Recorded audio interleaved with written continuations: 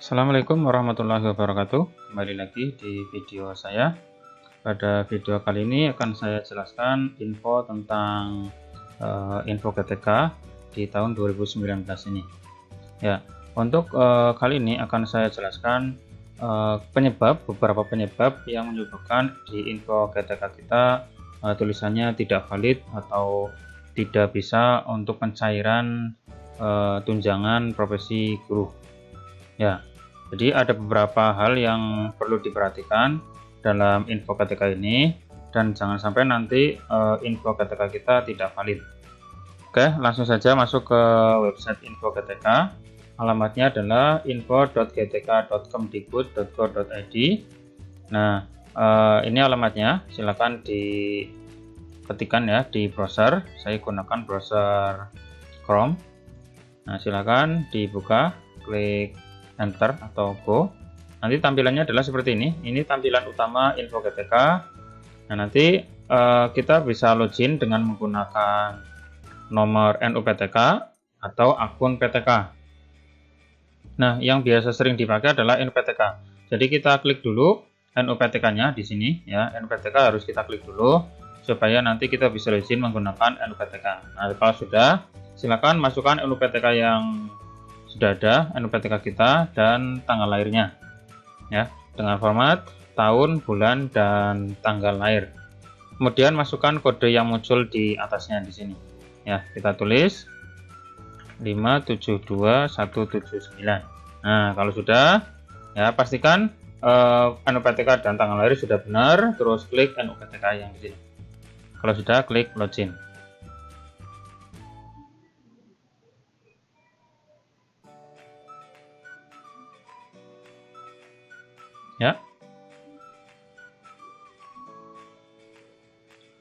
Ya, ini info GTK sudah terbuka dan tulisannya adalah valid. Nah, jadi valid ini berarti data-data yang diminta sudah sesuai dengan yang aslinya dan sesuai dengan aturannya. Nah, bagi Bapak Ibu yang belum valid ya, belum valid itu mungkin dikarenakan beberapa penyebabnya, antara lain adalah yang pertama adalah operator mungkin belum sinkron data dapodik ya. Karena data yang ada di info GTK ini itu berasal dari operator sekolah yang ada di sekolah kita. Jadi mungkin karena belum sinkron sehingga datanya masih data yang lama, sehingga tulisannya belum valid. Nah, itu adalah penyebab yang pertama, operator belum sinkron ke dapodiknya. Penyebab yang kedua adalah operator sudah sinkron ya, jadi operator sekolah itu sudah sinkron tetapi belum melampaui waktu yang diberikan. Jadi setelah disinkronkan, kemudian kita harus menunggu sekitar 1 mingguan untuk muncul di info GTK kita.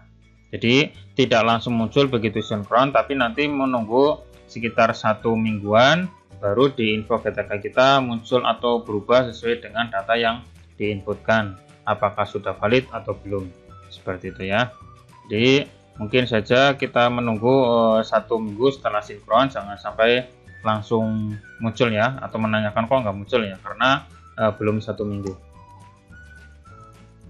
Kemudian mungkin penyebab yang berikutnya adalah mapel yang kita ajarkan ya, kita ampu itu tidak sesuai dengan ijazah kita. Nah, ini biasanya muncul di bagian bawah ya. Jadi jam linearnya tidak sesuai. Jadi kita ijazah kita jurusan apa, tapi kita mengajar mapel lain. Nah, itu kemungkinan yang menyebabkan tidak valid. Atau mungkin juga jam kita itu ya kurang.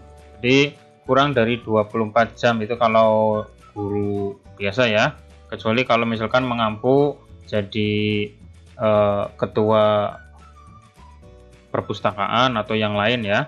Tapi kalau jam itu totalnya adalah 24 batas minimalnya, dan itu harus linear semua. Linear itu maksudnya sesuai dengan ijazah kita ya. Jadi mengajar matematika ya matematika, atau yang serumpun atau yang linear ya.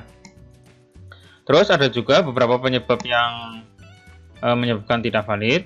itu sudah dijelaskan di bagian bawah, ya, di bagian verifikasi data tunjangan profesi. Nah, di sini sudah dijelaskan, sudah sangat jelas ya. Pertama adalah beban mengajar. Jadi mungkin kalau misalkan di sini di datanya ternyata disilang atau belum bisa valid, maka mungkin jam linearnya tidak mencukupi. Mungkin karena tidak sesuai dengan ijazah, atau mungkin jamnya memang kurang. Ya, jamnya memang kurang. Mungkin bagi Bapak Ibu yang yang sebagai ya waka sekolah ya, jadi mungkin kesiswaan atau yang lain mungkin jamnya sedikit.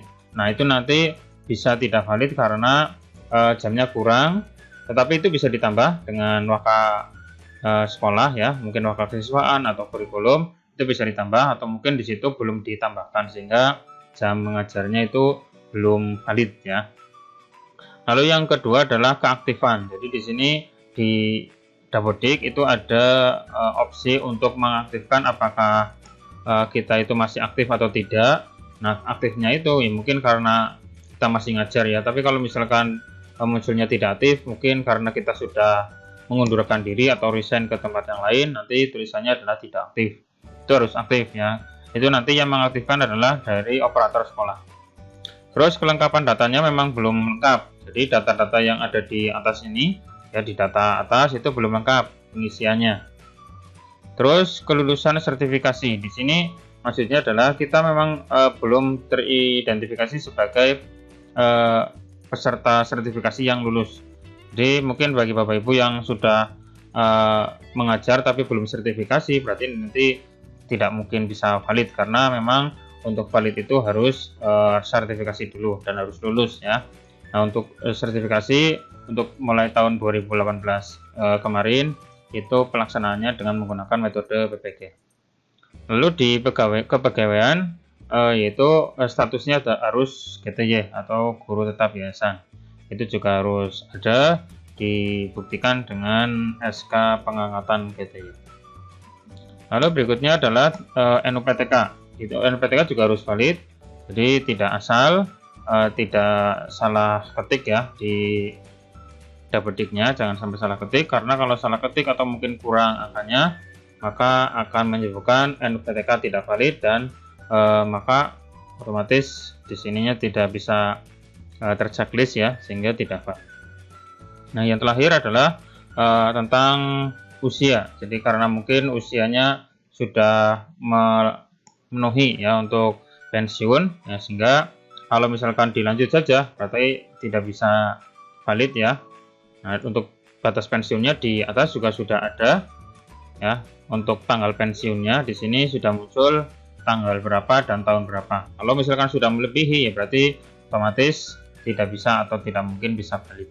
Nah, itu ya, seperti itu.